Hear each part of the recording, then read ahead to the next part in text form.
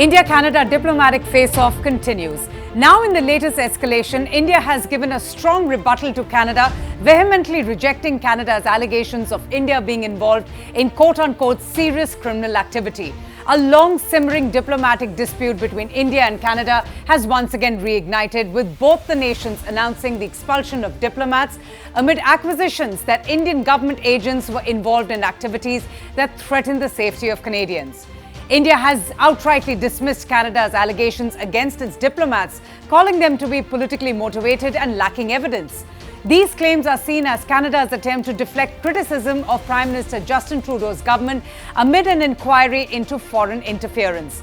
While diplomatic tensions between the two countries are escalating, India has termed the allegations as preposterous, attributing them to the political agenda of Prime Minister Justin Trudeau's government, driven clearly by vote bank politics.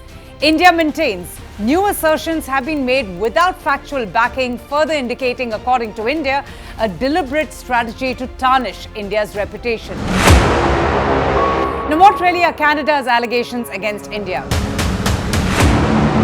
Well, Canada has made these fresh and new allegations accusing India of engaging in quote-unquote serious criminal activity on its soil.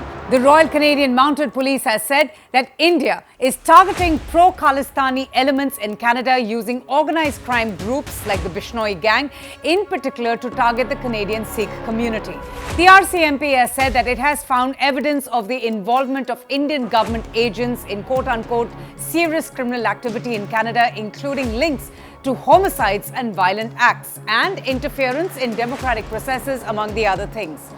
Well, these latest allegations come at a time when gangster Lawrence Bishnoi is making headlines for his alleged involvement in the sensational murder of Baba Siddiqui, a former Maharashtra minister and NCP leader who was gunned down in Mumbai.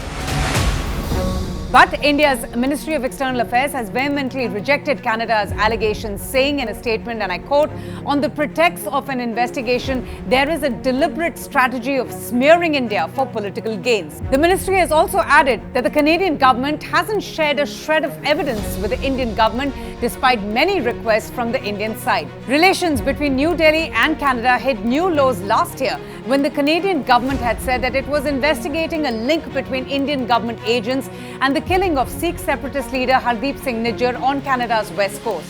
New Delhi outrightly denied any involvement in Nijjar's killing, reiterated that it strongly rejected the preposterous imputations from Canada and would be withdrawing its diplomats and other officials from the country. Both the countries have made tit-for-tat expulsions of their diplomats amid the deepening row.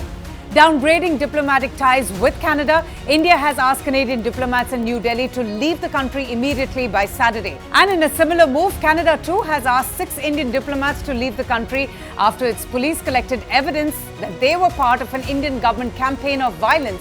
Hitting back and defending its High Commissioner, New Delhi has said their envoy Sanjay Kumar Verma, a former ambassador to Japan and Sudan, was a respected career diplomat. So how did India-Canada ties reach this point?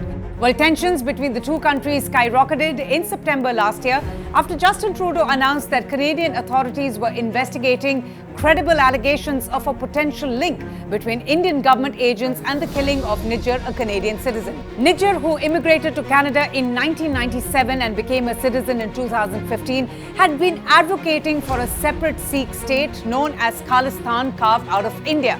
He had been wanted by Indian authorities for alleged terrorism and conspiracy to commit murder. Nijjar was fatally shot on 18 June 2023 outside a Sikh temple where he had served as a president in Surrey, British Columbia. Nijjar had been a leading advocate in what is known as the Khalistan movement, a Sikh campaign for a sovereign state in India's Punjab region.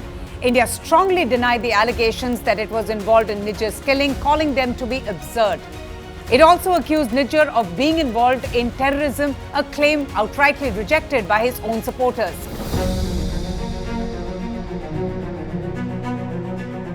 So what happens next?